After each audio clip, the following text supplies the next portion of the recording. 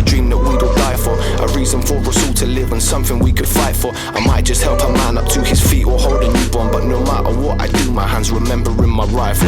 Welcome to Veteran State of Mind. I'm your host, Geraint Jones, and I am joined live and direct from the United States. Joining me via, what are we on, FaceTime, Keith Waterdow. How you doing, bro? Hey, good, Geraint. How are you, buddy? I'm really good, thanks, mate. We're going to talk a lot about books and things today. I love it when I see a nice learned bookshelf behind the guest. I know we're going to have some fire to talk about, mate. Before we get into it, mate, can you give everyone just like a brief overview of who you are, where you served, who you served with and all that kind of jazz? Yeah. So I grew up in New England, mostly between like Massachusetts and New Hampshire. But if anybody doesn't know, it's like that weird area of the United States where there's like a triangle, like intersection of states, and you can be in 4 states in like 20 minutes. So it always blows people's mind when they haven't like left their home state other than the military. But pretty cool place to grow up. Ended up touring with a hardcore band in like the early 2000s. And then when I got home, I just kind of didn't feel like I was really contributing to anything. I was working hard, lots of hours at 2 different jobs.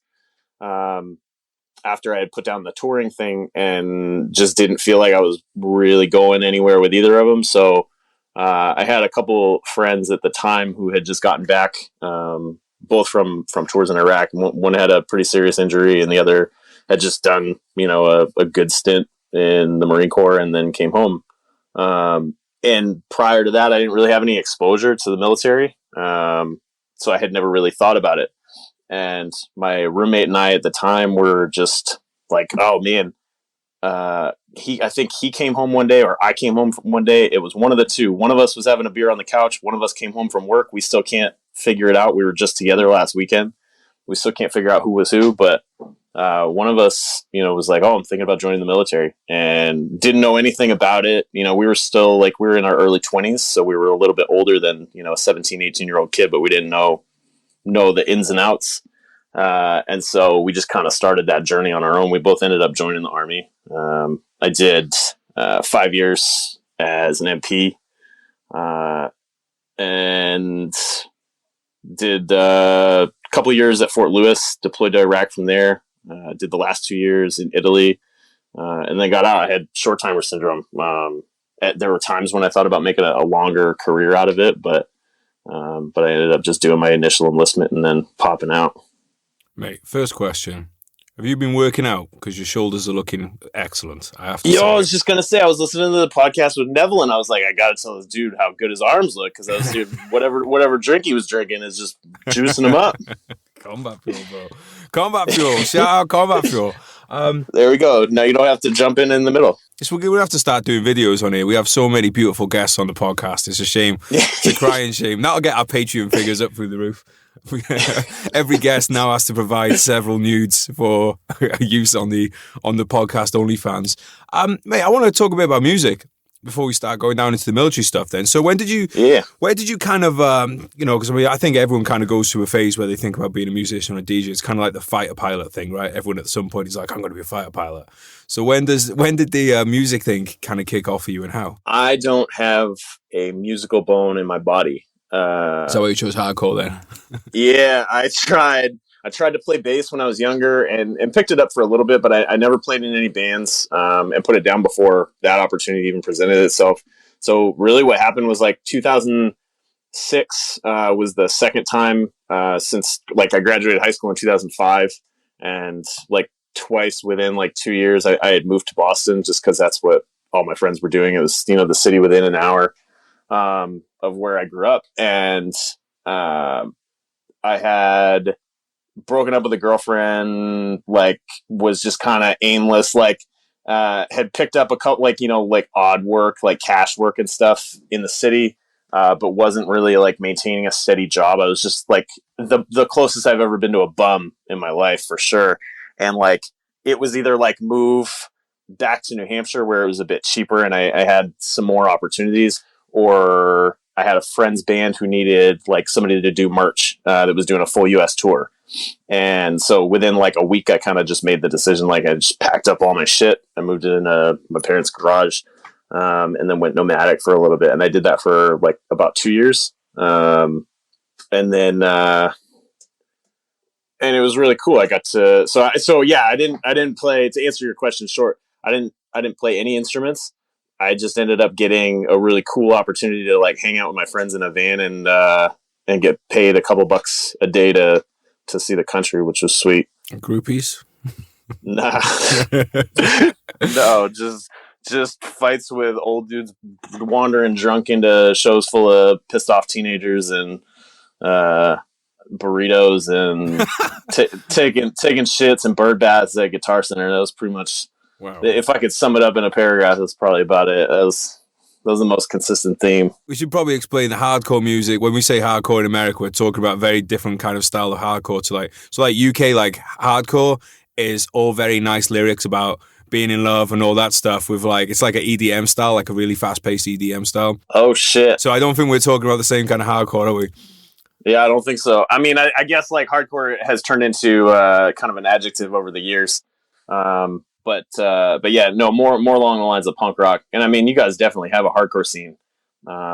We've got, tons of friends and bands in the UK and stuff. When I think of the UK, I usually think of Oi, but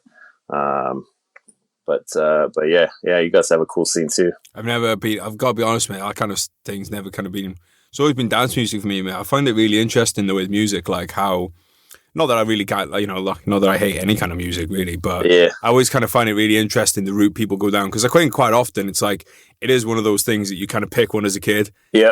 And like quite often you are stuck on that for the rest of your life, right? When I was growing up too, like I listened to a lot of hip hop, a lot of rap, the early 90s stuff is what I came up on. And I find that a lot of times will intersect with hardcore music. A lot, there's a lot of people that were drawn to it one way or another. Sometimes like graffiti is the segue, or just like being in a place where you don't necessarily fit with like the rest of society. So there's always some sort of like kind of tunnel between like genres and subcultures and stuff like that. But that was what I found, was that, hardcore I found that through kind of hip hop and graffiti and stuff like that. So is that like kind of like because they're both kind of social commentaries? Yeah. Yeah. I mean, that is one thing, I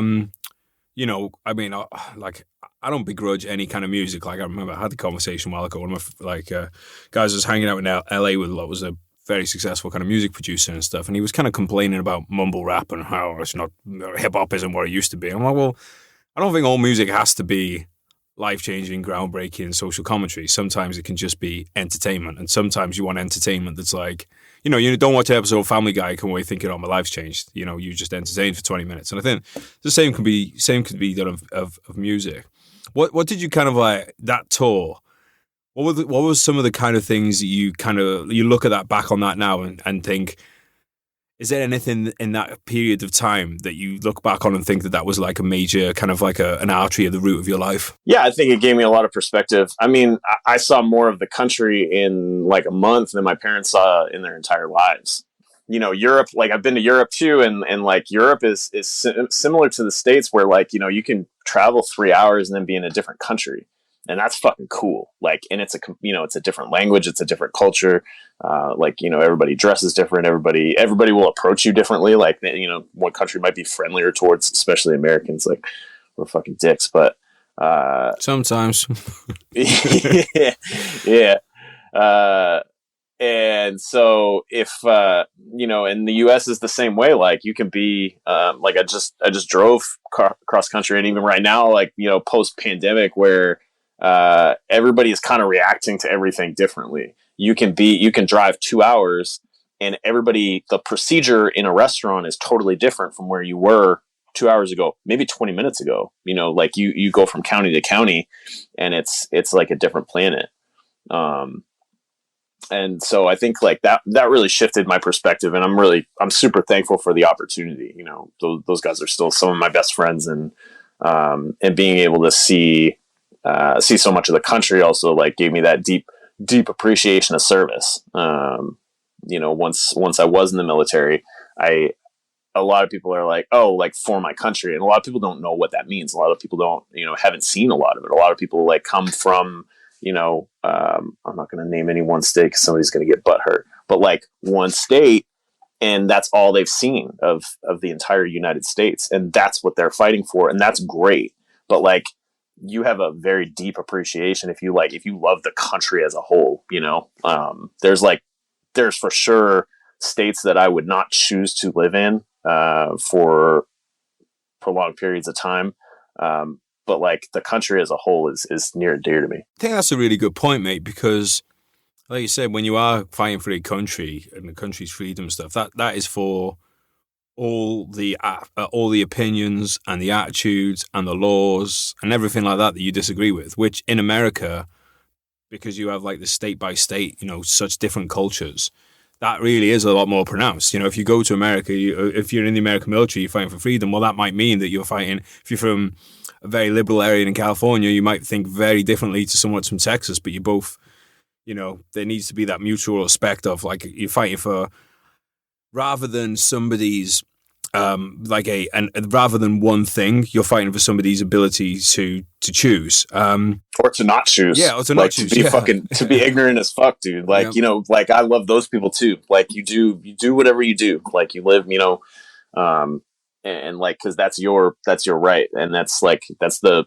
freedom that's provided, Mate, yeah. And I think the last kind of like 6-7 years, especially, you're really starting to see, well, who actually, because you see a lot of people like, well, I went to fight for freedom. And then they're like, oh, how can these people do that? How can these people, I don't want them to be able to do this and that. It's like, well, Were you ever actually fighting for freedom? Or were you like, well, this right now lines up with what I want. Yeah. Therefore, I'll call it freedom. But now they're doing that, well, it's like, and I think really now you've seen that, especially in America as well, because I do think that things are so much more polarized, in America. Yeah. What was politics like, the situation with politics when you were in the military? What was the kind of like, was it discussed? Was it like a big deal? How was that? And what year were you in the military as well? Actually, we should note that down. So I enlisted in 2008. So I enlisted under the Bush administration. Obama came into office in the fall. And I remember a black dude in my platoon, and it was like, it was all taken like lightly, and everybody like laughed about it. But I remember a black dude in my platoon had sent out a mass text to the platoon and said, "The black man's in office. All white people report to the PT field." And like, it was just, I think that was, so in my unit, that was the kind of dynamic there was. It was really lighthearted. Most of the company had deployed together to Bakuba in 2007. So there was a pretty strong bond among like the senior enlisted. Most of the officers had already passed on because that's how the Army works. You do your platoon leader time and like XO time, CO time, and then you're gone somewhere else. So they didn't stay too long, but we even heard stories about how good the officers were on that deployment. But in terms of politics and stuff, it was, I can't imagine being in, right now, I'll say that, like in terms of like the polarization and stuff. And that's not, when I first went in, it's not what I experienced. The, tattoo policies were still fairly lax. My buddy and I, Ryan, tried to enlist in the Marine Corps first. We already had too many tattoos, so they had already changed it was 2008. They had already changed their tattoo policy, I think, in like 2006. And so the Army's tattoo policy was still pretty lax. And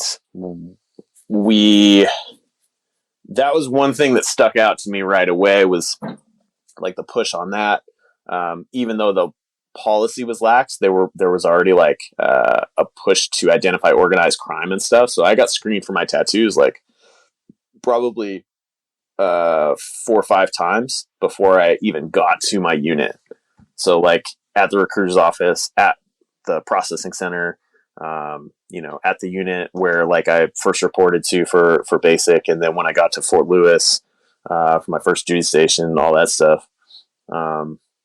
It was an interesting time, but I think right now it's probably wild to be a private. I think that Marine Corps tattoo policy probably saved a lot of lives. You think about it. Yeah, for sure. God bless those people checking those tattoos. I mean, that's all I could say. What I heard happened too. I can't remember. I'm pretty sure it was like a politician was at like an honor guard ceremony, and somebody had, you know, a Marine had a tattoo on his neck or something, and then it just kind of shitstormed from there.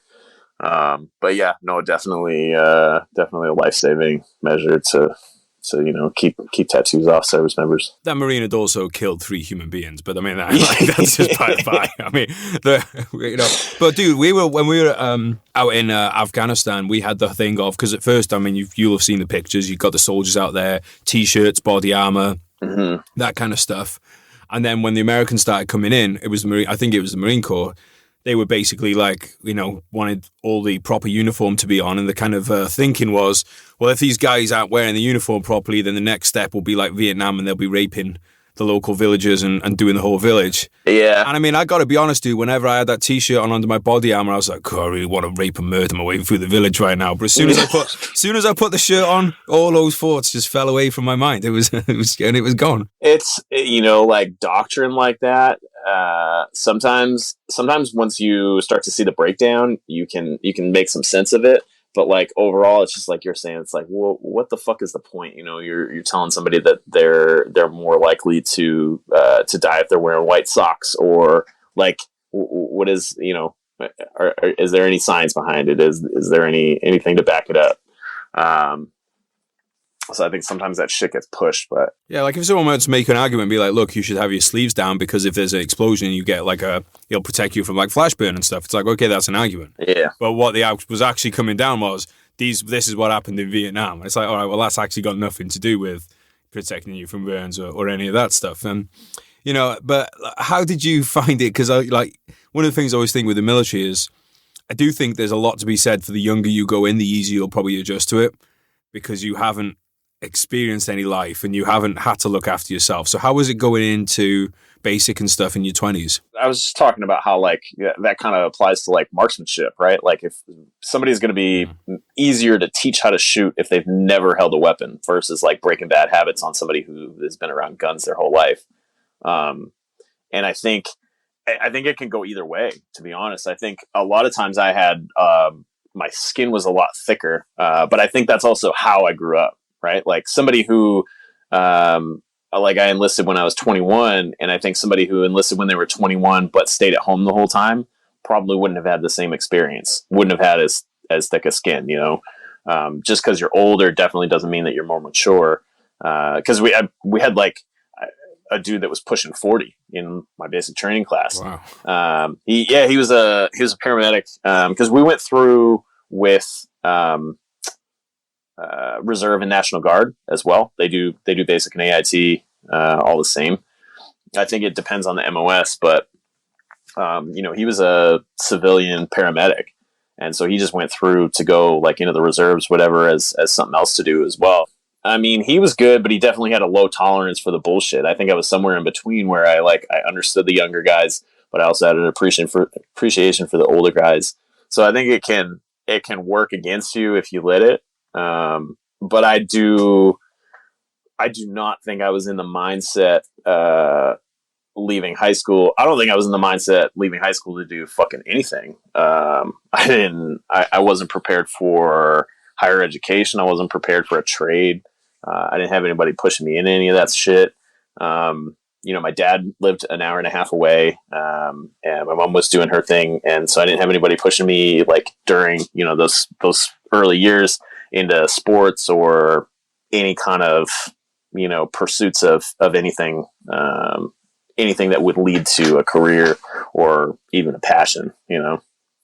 And I think that's where I found hardcore. That's where I found art. That's where I started writing.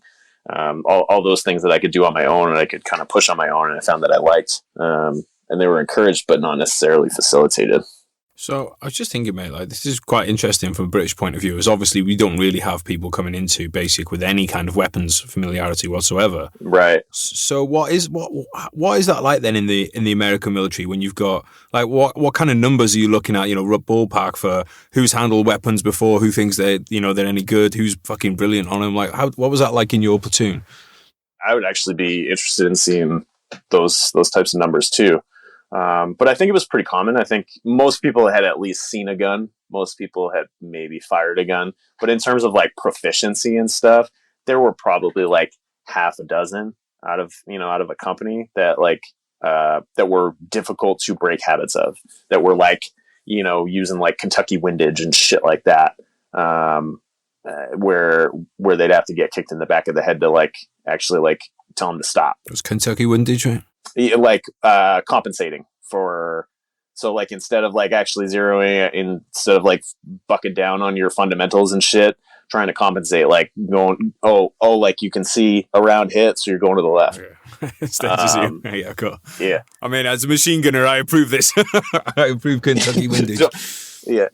You start with that Cockney shit. I'm going to make you slow down, but not too much, because I watched all of Top Boy and I watched a whole bunch of football movies, and just I'm almost fluent in the bullshit. So, and I talk to Neville all the time. So, Top Boy's a great show, dude. Top Boy's great. I felt like I was like bilingual by the end of it. I definitely felt like I wanted to be a drug dealer. For sure, wanted to be a drug dealer. Sometimes I'm like, why does my life have to be so good that I'm not resorting to drug dealing? Yeah, I was like, oh man. Yeah, so if anybody hasn't watched Top Boy on Netflix, it's coming out with a new season. But don't watch the pre-seasons, because they'll make you hate all the characters, because they're fucking dirtbags. Mate, I fucking really like the first seasons. I actually thought, I couldn't believe it as well, that Drake is the savior of that franchise. Like, he liked it. He saw the early ones and liked it and just pumped the money in for the... Oh, I didn't know that. Yeah, it's Drake. That makes a lot of sense. The way that the production value fucking went through the roof all of a sudden. Because the first seasons... But the problem that I had with the first seasons was, like, Sully's, like, my favorite character, and he's a fucking scumbag in the first seasons. Like, terrible person. And they try and make him a bit nice. I don't like it. Yeah, it was... Well, I mean, I guess, though, because he comes out of prison, I mean, I guess you can buy that there was maybe a life-changing experience in there. Yeah. Although when he's in prison, he does throw water and sugar on someone's face, so, I mean, he's not that nice. But, like, the earlier seasons, dude, it's something like, there's, like, a tweet out there or something that, I can't remember the exact words, I'm paraphrasing, but, like, someone was saying something about Top Boy and then Drake, not having the next season, and then Drake just kind of like tweeted like, yeah, watch this space or something like that, and just made it happen. Fuck. So God bless him. The one good thing he's ever done. I like Drake, mate. I'm just going to put it out there, but I am white and British, so my opinion on hip hop doesn't really carry a lot of weight. Right. Well, where's my bloody notes gone here? So one of the things I was just thinking about the weapon handling and stuff, and something I always thought was kind of cool about Americans in the Second World War was I've read like memoirs and stories and stuff where they've had like a guy in the company who's from, like a hunter from Kentucky or something, who just slip off and do their own thing and just come back with a bunch of scalps. Have you read about many people like that? I just got this really fucking cool book that the Smithsonian put out. It was shrink wrapped in Barnes and Noble, and I took it out of the shrink wrap to take a look before I bought it, because I can't take it at face value. But turns out it was really fucking cool, and I bought it anyway. It's a Smithsonian published book about Native Americans in the military. It's called Why We Serve, and so there's a lot of shit about that. There's a lot of then there's a really cool component to like warrior culture carrying over, how that's like how a lot of those dudes were raised and going into World War II. By World War II, Native Americans had already been fucked over so many times by the government that a lot of people still scratch their heads like, oh, why did they do that? But like, there's some like passages, some quotes from enlistees that are like, yeah, it doesn't really matter like how many times, like it's still like we all still have the same home. So if it's defending the homeland, it's defending our homeland too. But yeah, in terms of like weapons proficiency and tracking and stuff like that, there you right down to like the Navajo code talkers and stuff. There have been a lot of cases like that where they take people, and I think for the UK too, like the Highlands dudes. Yeah, back in the day, absolutely. Not so much now. Now they just drink Buckfast and Yeah, but it's like, you find people like that. The first Special Service Force was all all dudes from Canada and Montana, like those mountain states, where they knew how to live off the land, and they knew most of the skills that they were going into already. They just put together a fucking dream team of dudes that already knew what they were doing.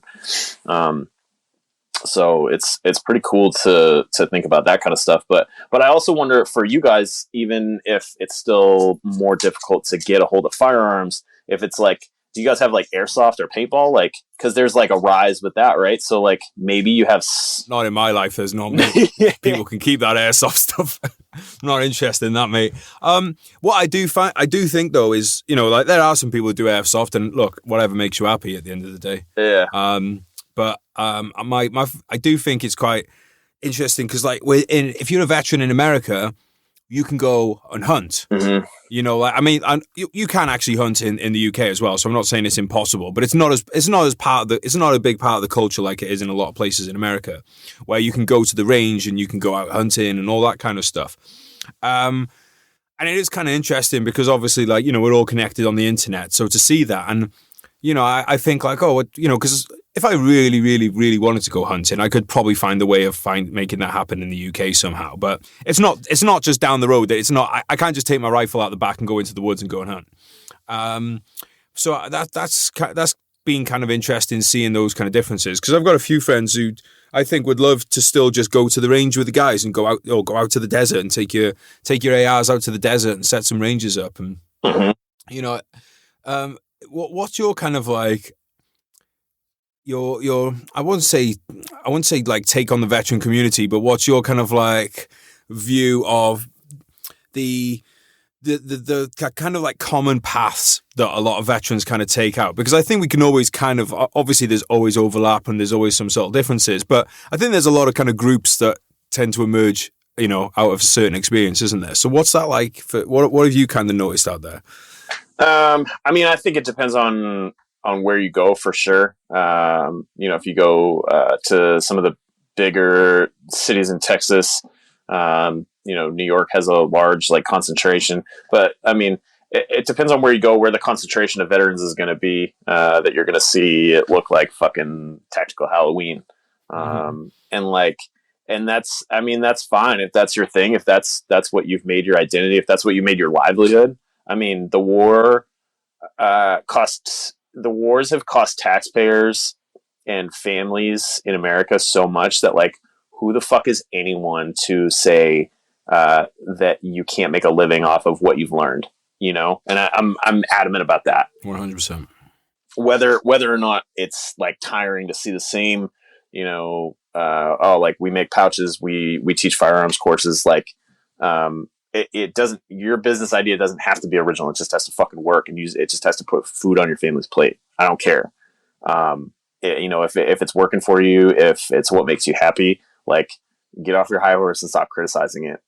If it's a whole other thing, if you're teaching, common people or even people who know better, like bad tactics or, doing things irresponsibly. But if it's just like, that's what you're doing and that's what you love to do, and it's making you money and putting food on your family's table, then what the fuck can anyone say about that? In terms of like cultural identity and stuff, if you're attaching yourself, Dead Reckoning, we publish veterans books. We publish veterans exclusively. Like, we don't work with authors that haven't served in the military. And it's not because like other people don't have a voice. It's just because that's what we've chosen to do. That's a cool niche that we made for ourselves. And we enjoy working with other veterans, not even necessarily like talking about their military stories, but just working with them on their writing, period. And I mean, if that's what you can make your identity versus firearms and tactics and things like that, then it's just a different thing. And you can do both too. That's the beauty of it. That's it, man. Mate, we have a lot of people in the UK. A lot of people go from the UK military into close protection, working overseas contracts. And I wonder, like, because in America, I don't actually, and this could just be totally anecdotal, and maybe I'm totally off on this, But I know a lot of American veterans, and I don't know many that are involved in private security, and I know a lot that are involved in training and fieldcraft and all that kind of stuff. So is it fair to say that because there is that fieldcraft industry, that training industry, that there are a lot more opportunities at home for veterans, whereas like a lot of British veterans, etc., have to basically, if you want to work with weapons, you're going to have to go overseas? I don't know how the companies like differ, like in terms of pay scale, but I'm pretty sure, from what I know from reading very small amounts and talking to friends who have been on both sides of the fence, it's because the contracting industry dried up. So when that money stopped, being so good, where you were getting paid like $1,000 a day by whatever contracting company, then dudes started saying like, okay, the risk is, juice is not worth the squeeze. So I'm going to stay home, be with my family instead of, destroying another marriage and, having kids from another woman, like a lot of dudes did throughout the GWAT. I'm going to be able to be home and then, start just do training, CONUS, like in country. And by doing that, I know my friend Frank in New York from Bull Creek Strategic also just started up a gun shop. So he's been doing firearms courses and then went in on an actual like firearms shop. They do sales and then customizations, and then they run. He bought a strip of land and bought enough land to do courses and stuff while he's also running the shop. So being versatile like that, but it's interesting, and I don't know. Like I said, I don't know. Neville did contracting for a long time, but like by the time I kind of looked into doing it, like 2014, like I was in school when I was doing it, or when I was like looking into doing contracting and stuff, the money was shit. Yeah. So at a certain point it dried up. They knew that dudes were going to do it anyway, and so I don't know, like culturally, what's different between the UK, or like any Commonwealth country and like the United States, but I'm pretty sure that's it. It's probably that like it's still maybe good money for you guys and not so much for us anymore. Well, I think it's more like it's decent money, but it's like a lot of guys that have been in the infantry sector don't have other qualifications. Yeah, really, and because you can't put your tactical, like I'm 100% the same page as you, mate. Like all that money like that has been put into your training. It's actually ridiculous to stop using that when you get out. I mean, that should be continued to be used. That's good for everyone. But we don't have those industries in the UK to the same degree. So where are you going to go? You're going to have to go overseas. And I think as well, there's so many British companies out there because I think Britain has, a great reputation for producing good soldiers and, good contractors. Mm-hmm. But I did the ships for a bit, and I started as a team leader on $500 a day. And within 2 years, I was down to $160 a day. And then, it's at the point where you're like, well, hang on a minute. Why am I going away? Like you said, like, why am I ruining relationships, going away, taking risk? And I could be making the same money working in a gym for a few days as a personal trainer. Like, this is ridiculous. So, like, there's that. Even if you don't have a family, like, living out of a duffel bag fucking takes a toll on you. Mm-hmm. Even if you're only taking care of yourself, like, that nomadic lifestyle and, like, constantly, like, getting ready for the next trip and the next trip, like, that's not for everyone. Well, there's no, they all say there's no security in security. So you don't really know when your next job's going to be. Yeah. But that does bring us very well onto writing, because I do think that if you've done security and had no security in that, then it set you up well for the artist life. Well, at least you're not going to get shot in the face, unless you write something really shit. Yeah, and you might not get paid shit either. Well, I mean, I just take that one as standard, dude. Like, I always think with art and stuff, and I want to really talk about writing and things, but I'll just say this, like, I always write with the thing of, in my head of, would I still write this if I wasn't getting paid? And if that's a yes, then you'll enjoy it. But let's talk about how you got into writing. Where did all that come from? So, I mean, like I was talking about earlier, I've written from a really young age. It was something that was free. It was something that I didn't need my parents to facilitate while they were doing whatever they were doing. While it may have been encouraged, it definitely wasn't like facilitated all the ways. So, it was something that I could do on my own, and do easily, pretty much anywhere. I didn't go to school for it. When I was young enough to like start thinking about college, I wasn't. And it just wasn't on my radar. And it wasn't something writing wasn't something I thought I could do professionally in any capacity, or that would take me anywhere, or anything. So it was something that I enjoyed doing. And that's really like what the common theme has been, like you were just saying, like, if you can't get paid for it, would you still write it? Like, that's everything I write for me. Anything that I write on my own, like, I'm almost never writing it with the intention of selling it to something.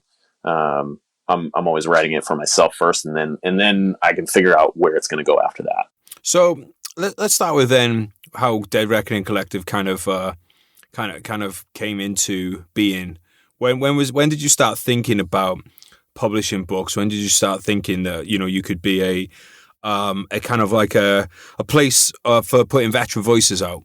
Tyler and I were stationed together. He was in the 173rd. I was in a small detachment in Italy, and we met kind of by fluke. Like his fellow medic in his unit was married to a girl in my unit. And we met at a little party at their house. When I say little, I mean like a dozen people maybe. And he was pretty new to the unit by that time. He wasn't there too long before they deployed, and then he got hurt and came back early. I saw him then, and then I didn't see him again for like years. But we kept in touch, and we talked a bit about his writing and stuff. And then when I started this blog, he sent me this piece, which ended up being the first piece we published. And then after that, he got a bit more involved, and we've been like partners in crime ever since. We co-authored the first book that we decided to publish, and we did so. It's called Fact and Memory, and so it's an even number of poems between the two of us, and then a couple that we co-wrote. And he and I did that so that we could fine tune our process in terms of editing and formatting and design and all that stuff, because we knew that if we wanted to put out other people's books, we didn't want to fuck them up.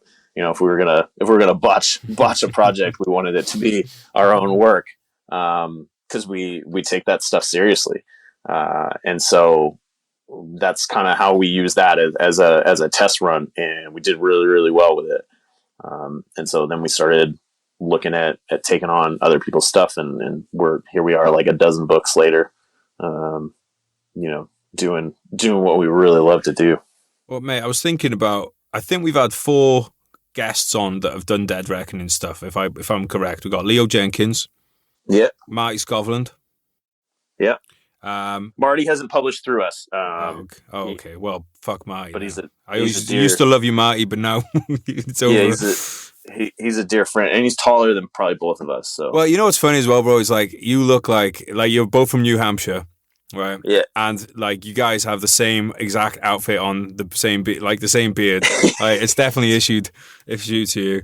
But yeah, you also done Tom Schumann. Yeah, he did the intro for Wars of Iraq for you, and then you've had obviously our boy Neville Johnson on. So you've done we've had quite a lot of Dead Reckoning published writers on here.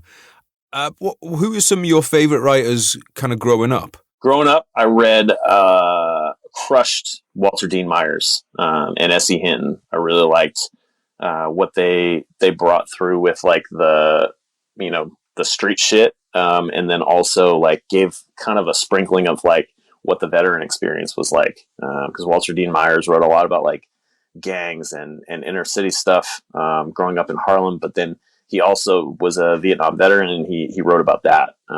He actually, it's like young adult, so it's like hard for me to like swallow my pride and write it. But like the last book that I think he released before he died was, I think it's called like Sunrise Over Fallujah. So he wrote about like a newer, war experience. And I always thought that was cool. But, and then S.E. Hinton, obviously started with like The Outsiders, cause it's usually assigned in school. But I read it before I was it was assigned to me, for any class.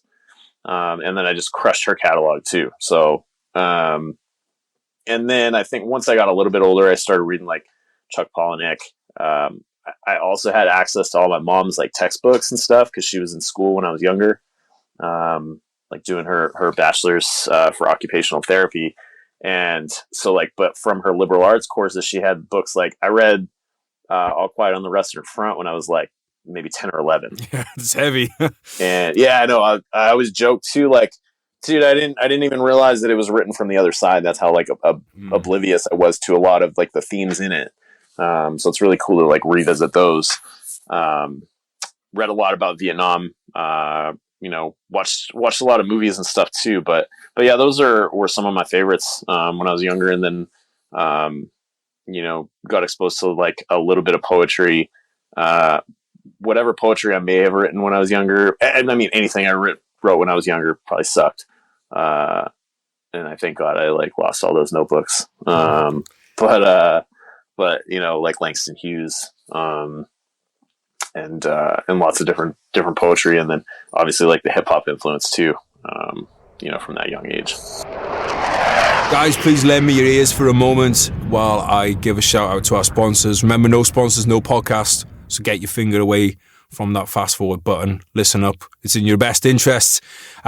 Because we'll never try and sell you anything that I don't use myself. That is why I have Zulu Alpha straps on my watches. Zulu Alpha straps, veteran-owned, veteran-operated company, long-time sponsor of the podcast. Very grateful to have them. We had Daz on the show on our remembrance episode, Navy veteran, or sorry, I should say Royal Navy. Don't want to upset any of the old Matlows out there.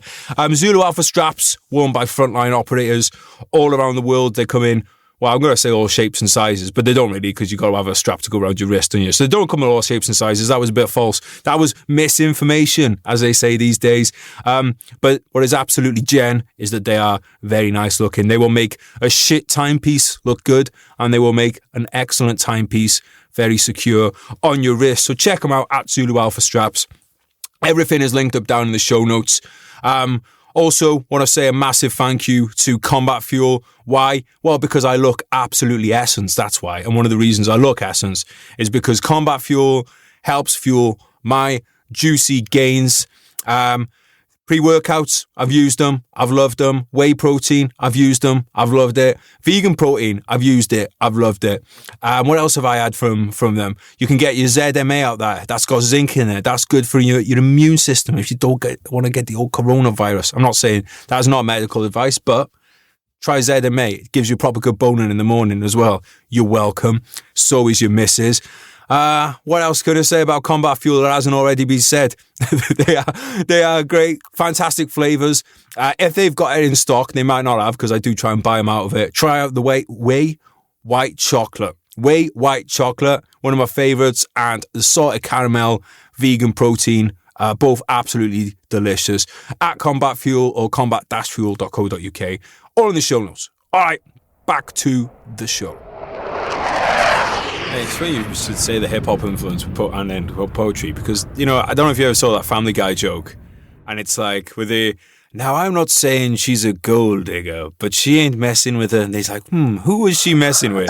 and I really kind of like, okay, I get the joke, it's a funny joke, but I do think that hip-hop is like, I do think the good hip-hop is storytelling poetry a lot of the time, and I don't think, like, I think sometimes we maybe a bit dismissive of certain things that and I think that there's probably some hip hop out there where the lyrics stand up to some of the best some of the best poets that we know of. And I mean, it's a sign of the times too. Like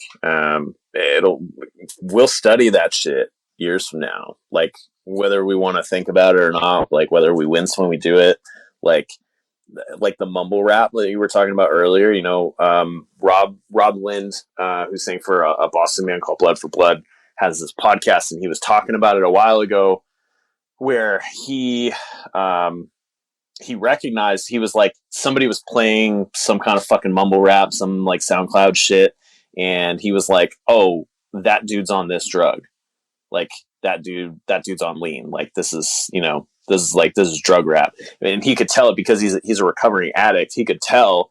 And so like, that's important, that tells a piece of history. in the same way that like archaeologists will like dig through some caves and be able to tell certain things about whatever based on like the way that certain things are drawn. You know, they can tell that. Like people are going to study that shit and be like, oh yeah, like people were mixing cough syrup and orange soda at this time in history, and it was influencing music this way, the same way that they used to talk about like cocaine and weed emerging in the jazz scene. You know, these are like, whether we want to roll our eyes at it now, it's going to be a part of history. It's going to be something that's studied, like whether I can fucking listen to it or not, or you can. And whether they make way more on even on Spotify than we ever will in anything. Like it's, you know, it's something that like we should at least like stop and consider, because it's, it will be studied. It will be talked about. Yeah. I actually find it fascinating, bro. Cause like, you know, I can't say that I sit down in front of the fire in the evening with a cup of lean, but I do find I do. Yeah. I just had this great fucking picture of you in a like a velvet smoking jacket with a styrofoam cup. Like, but dude, like drug culture, it does interest me a lot. So if there's millions and millions of people streaming these songs, I'm like, wow, this isn't a subculture. This is a fucking mainstream culture. You know, and I was talking to a doctor recently about, you know, how popular benzos are getting, how popular lean is getting, everything. And it's like, you know, like we look now, it's like, oh, like Miami Vice, 80s, cocaine, you know, Narcos, massive show about the cocaine industry. You know, and I just think usually music is what you're seeing. It's like the kind of like the top of the iceberg, right? Yeah. So that's what all of us are exposed to. But what's underneath that iceberg? You know, this huge culture of, especially in America, a lot of young Americans. You know, I'd always be surprised to meet a bunch of people. Like my thing's always been uppers, bro. Like, I like alcohol, but you know, my thing to do drugs was always something that's going to take me up. Mm-hmm. But when I was in Southern California, I'd be amazed at how many young people I'd be meeting whose their thing was, they weren't interested in uppers. They all wanted downers. They all wanted, you know, bars or whatever to come down. And I find it really fascinating, mate. And I think that, you know, when you see a lot of music coming from something, whether it be hardcore or UK happy hardcore or whatever, there's a reason that music has got popular. And I want to know what that is behind it. Well, I think like subcultures are difficult it's difficult to say that it's not a subculture, because we're at a time in history where the parameters for that have been kind of redefined, right? Somebody said, I can't remember who fucking said it, but it made me think for like days on end about it, that there's, because of the internet, there's no such thing as underground rap anymore. And like, and when he said that, I was like, oh fuck, like, he's right. That's crazy. Because when you think about it, you know, when I was growing up, I used to find out about hardcore bands and you know, different rappers, like through tapes and CDs getting handed out outside of shows or sold at merch tables, and that was it. There was like much later on there was like mp3.com and some streaming sites, but it was like really like still in its infancy. That stuff hadn't taken off yet. Nowadays, like these like the SoundCloud rappers, like the mumble rappers, you can be overnight and all on your own. You know, I mean, that's starting to change a little bit, but I mean, at what point does it not fit the description of a subculture? You know, what time, like at what point, you know, when you're saying like there's no such thing as underground rap anymore because everyone has access to it. That was the difference. Other people didn't have access to it. You know, and now you can like enjoy hardcore music from the comfort of your own home. You can order t-shirts online. You don't have to go risk getting punched in the face at a show to get a t-shirt or a CD, because nobody even fucking has CDs anymore. So it's like everything is a little bit different. And like, so when I hear like subculture, I take it with a big grain of salt. I don't necessarily think that like we can define things like that anymore. It's weird. It's a weird time to be alive, dude. And mate, the thing about music as well is like what Spotify and stuff is so clever with is their algorithms. So I'll be like, oh, I like this track. And then another one will come up and I'm like, oh, I've never heard of this artist before. And then I'll go on that artist.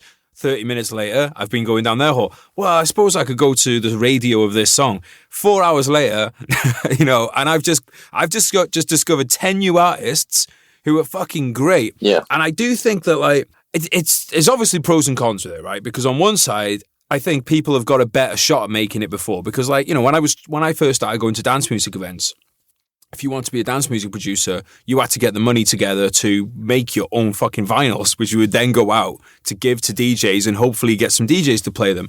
Which is, so, you know, that's a big cost for a lot of people. And, you know, this is in the days where, like, not many people had computers and shit too. Right. Whereas now anyone can do. I started learning Ableton earlier this year, and I'm never going to be on main stage EDC. Let's just say it. You know, that's not the dream. I believe in you. But, well, my lean habit is just going to take me down.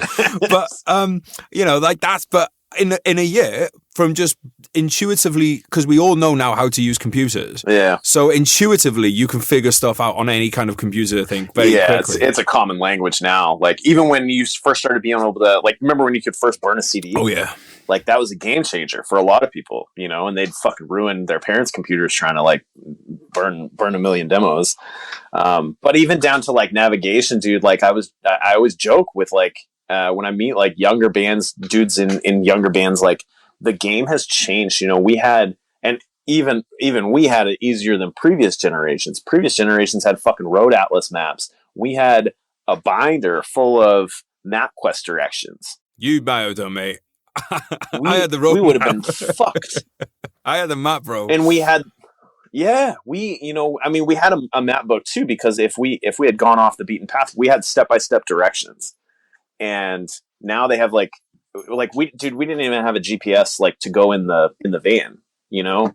We had step-by-step directions from the venue to Chipotle to Guitar Center. That was like, and that would be like the standard for each tour stop. I like that though. I didn't like punch it into my phone. Oh yeah, it was beautiful. Like, analog shit is great. That's why I like Dead Reckoning. You know, when we show consideration for an author, we send out like an actual, like, hand signed letter.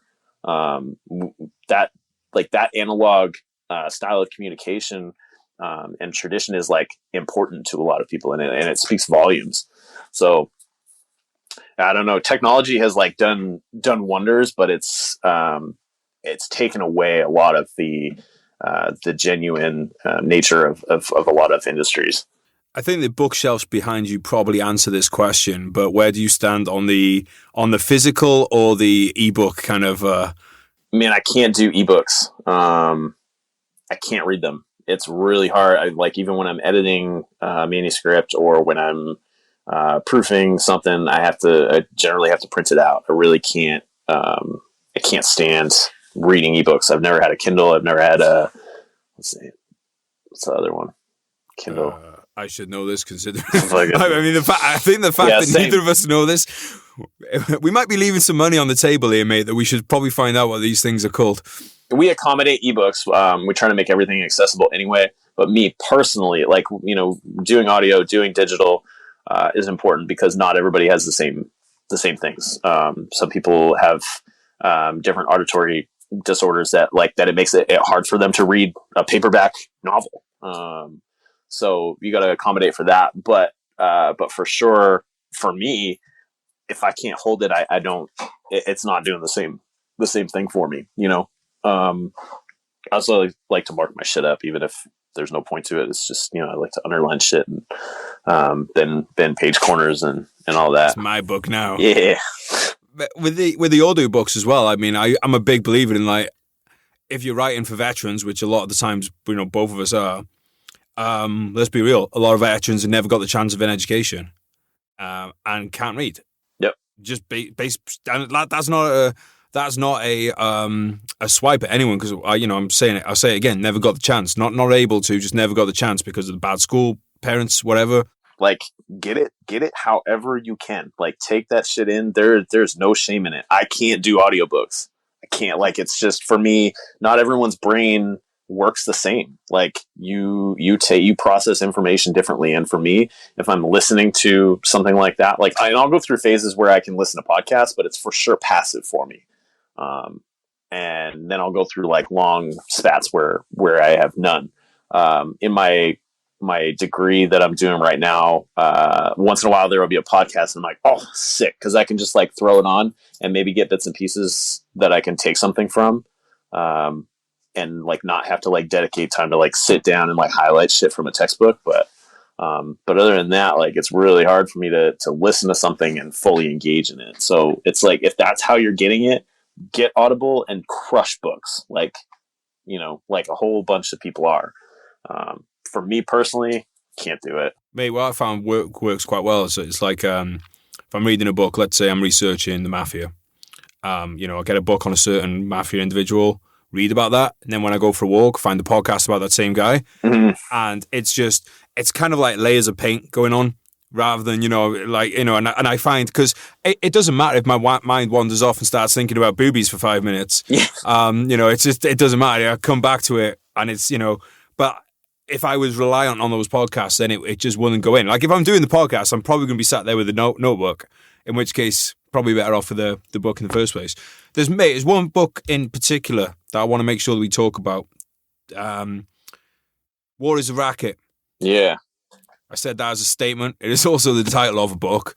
Like, how did you get introduced to this book? And can you run us through your kind of Dead Reckoning's relationship with it? So we started publishing some older titles as a way to kind of reintroduce them. If you go in any bookstore or go on the internet, like you'll find republished copies of a lot of like older titles, and they're just shit. Like people are just hacks, dude, because they pump them back out. All they do is copy and paste the manuscript in, and then and like put no effort in. And a lot of times, unfortunately, like people do judge a book by its cover. So given the fact that we have a strong veteran following, and a pretty strong following of critical thinkers, we started taking some books like that we've got. So that's the first installment of the Critical Classics series, and then we've got a couple more in the chute.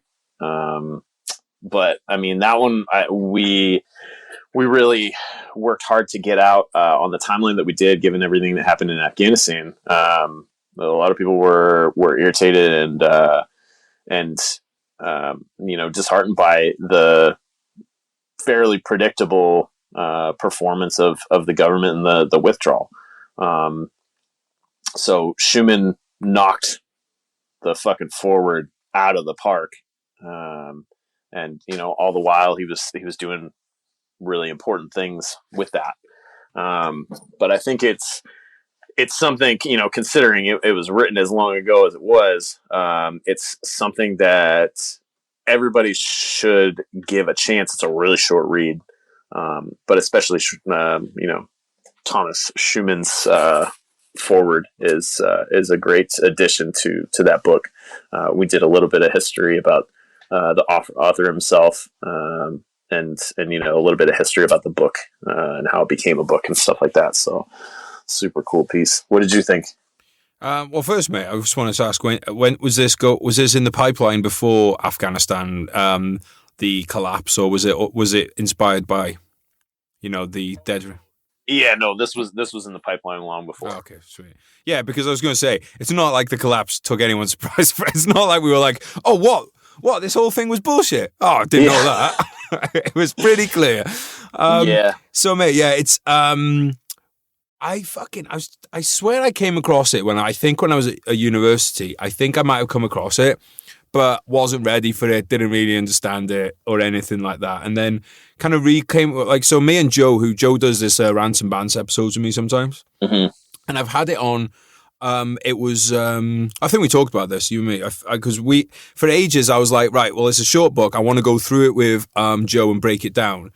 But I just didn't have the time to, or rather, I didn't prioritize the time to get to it. And then when the Afghanistan things started happening, I saw you guys were bringing it out. I was like, okay, well, let's wait until we can combine it, you know, with the release and stuff. And then Tom came on the podcast to talk about it, you know, because he is a man of science, a learned scholar.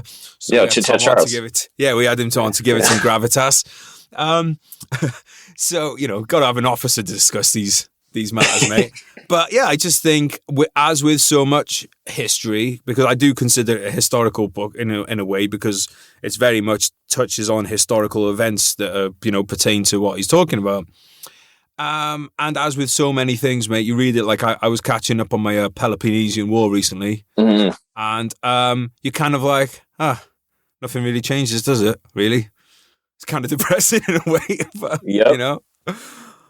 Is that kind of what you take from reading historical accounts of old authors? Yeah, I mean, war is great for the economy, but I mean, in terms of taking stuff, you know, similar to what we were talking about with like mumble rap, you know, it's part of history. You can sense the frustration from it if you read about like, you know, Butler's involvement in like the Bonus Army and stuff, and the siege on the capital law. Like, it's crazy, you know, the stuff that we didn't learn about in school, but that is so much of a part of our history. Probably the first time Smedley, Butler, and mumble rap have ever been brought up in conversation together.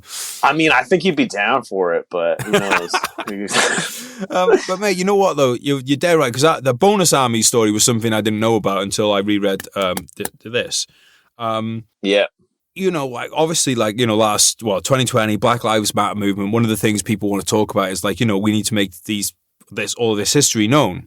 And I totally agree. Like, you should know all of a country's history. Nothing should be taboo. Nothing should be off limits. Yeah. I'm like, but really, when we're talking, you know, I think there's this thing with race where people think like, well, it's the race stuff that people are kind of leaving off the table, and we talk about everything else. It's like, well, we really don't talk about fucking shit that happened. Like, the amount of stuff that we actually talk about as countries that happened is so small compared to the amount of just really things that you are kind of like, you look back and should be really known, should be a national disgrace that you look back on and be like, right, we can never let that happen again.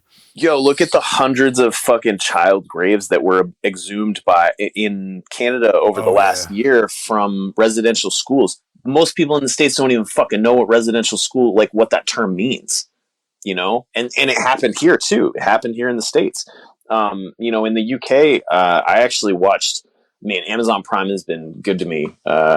When I do watch TV, like, I find some gems, and I caught on to this series because I had watched Top Boy, and there were actors that were in Top Boy that were in this, but Small Axe, which is about the discrimination by like law enforcement and like society, you know, society in general in the UK in like the 60s and 70s against like the West Indian population. So there, and it's like I think it's like a 6-part series, and it's all kind of highlighting like stories from that time period where those people had like a fucking rough go of it. And it's like it's not something that I ever read about or knew about, or that is like common knowledge. You know, but yeah, I think people pick and choose the history, and that's dangerous. And I think when people talk about like making history disappear, I think there's a big difference. You know, when you're talking about like toppling statues and stuff, like, yeah, I think it's dangerous to make history disappear, but I think it's also important to differentiate like the glorification or like the, you know, the memorialization of those, like those figures who did like awful shit versus like erasing history altogether. And like, we have to find some kind of balance in between those things. Absolutely. And the defenders of like these things a lot of times would be like, well, you know, well, it was different times, and, you know, they kind of come at it from an attitude of, well, that it's beyond criticism, and or because it happened that you think, you know, that it's happening right now. And I just think with history, it's like, look, you can look back on something and go, well, that was bad. We need to learn from that and not do it again, without being like, you know, without self-flagellation, without being like, oh, our country is awful, we did this. It's like, look, yeah, it was what it was. The times were the times, but let's learn from it. And it doesn't mean that we're fucking whipping ourselves and saying, aren't we terrible people? We weren't alive then. So it really doesn't matter. But we have to look, you can look back at something terrible and say, well, that was fucking terrible. And that doesn't mean anything more than that. Yeah, I think like, I mean, there's always criticism, like in Canada, there's always criticism about the way that the government still treats Native people there. And like, you know, like why I had read a really good research piece about how the whole issue of like dirty water on reservations up there is a cop out, and the same thing happens in the States. Like, it's crazy. The treatment of two different the treatment of Native people by two different governments is pretty much fucking identical. Crazy, right? But like, they, because those reservations run like businesses, even if the government gave them, the money to like build those like water treatment facilities, there wouldn't be enough money based on what the government, puts forth to operate them. So it's like, it's all for fucking nothing. It's all a cop out. It's all, those things. And I think you see a lot of shit like that, but, I don't know. Yeah. I think that's the moral. Government's terrible. Yeah. I mean, we could definitely spend the whole podcast talking about how much I just like government, but let's try and I'll try and save those for the Rants and Bants episodes, mate.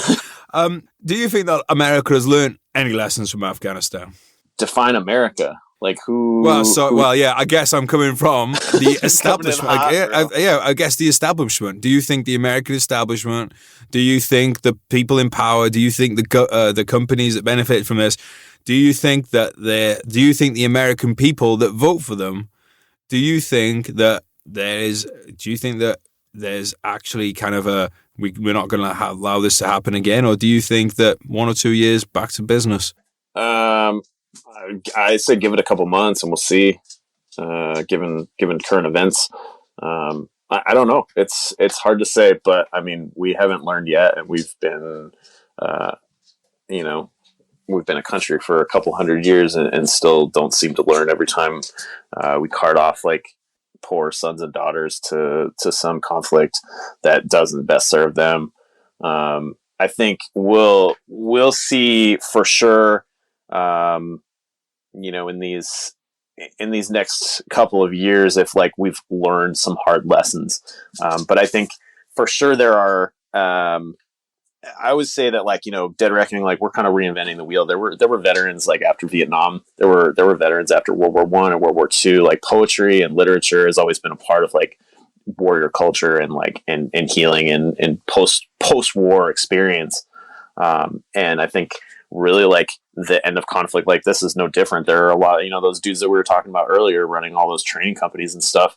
I don't think anybody's like banging on shields right now to go to war with anyone. I think everybody is much more critical of getting engaged in another conflict than we have been in the past, which is good. It means like people are actually thinking, and people are as opposed to like there's been a couple incidents over the last decade where people have just been doing a lot of sword rattling and getting pissed off every time something happens globally. But I think right now people are a bit more critical and kind of keeping their heads on a swivel for what distractions might be, and it, is the juice worth the squeeze if we go to this country that that we've never even pointed out on a map on our own. Yeah, it's been pretty cool to see like the media being like trying to build their case, and just a lot of prominent veterans and stuff on social media and stuff just being like, no, not buying it, not interested, not buying what you're selling.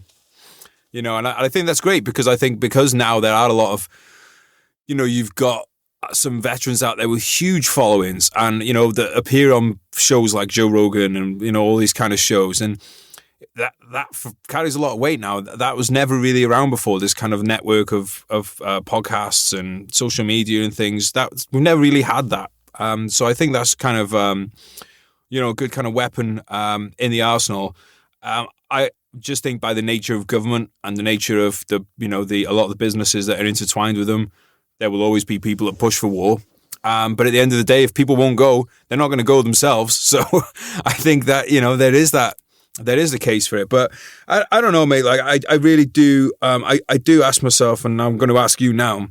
Do you think that war is kind of the natural state of humans? Do you think that it's the peace? Do you think it's peacetimes it's anomaly, or the war? No, I mean, I think I don't know about natural. It's difficult to say if it's natural or not. But I think it is. It is inherent. It's a given. It's going to happen. In what capacity, I don't know. But I don't think, somebody had commented on an Instagram post I made the other day about this button that I saw in a museum. It was about like don't fight Europe's wars. It was like pre World War II.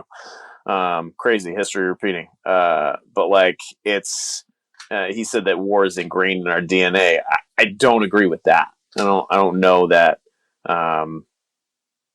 If you've ever punched somebody in the face and your hand hurt, it tells you that like your hands actually aren't made for that. Yeah. So no. Neither's my false. face for being on the receiving.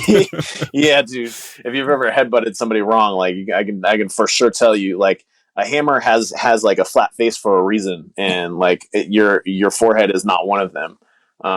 So no, like it is not in our DNA to fight.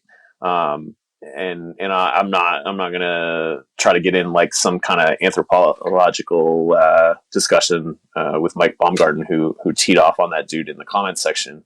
But like it is not, it's not a natural state, but is it going to happen? For sure. And it is because of events set in motion and the way that those things keep evolving. Yeah, I mean, my thing on that would just be like, well, look, if it's so natural, why did everyone need to be organized and put on a train by the government to go to the trenches? Why weren't they already there? Yeah, that's actually a great point. That's what I'm here for, mate. Yeah. I also think it's a real fucking cop-out as well. So it's almost like that whole thing of, alcoholism runs in my family, so I've got to be alcoholic. No, well, you don't though, do you? You still got a choice. I think that goes down a whole different set of rabbit holes.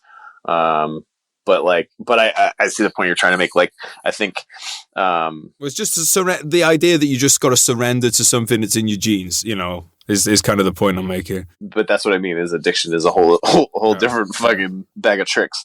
But no, I think if I was thinking, I like to go back to Neville. I think that picture that Neville's got of him with the fucking pig and his his dad like 20 years before him. With the machine gun that he had, like, and it's almost identical. Super cool, right? But like, no, just because your father was in the military does not mean that you have to go serve in the military. Just because they had a war doesn't mean that your life is meaningless because you don't have a war. I think that's something that's been proven time and time again. There are all these people who serve during peacetime who feel like they didn't do enough. And I don't know what to tell you. Like, it's not, find a different identity.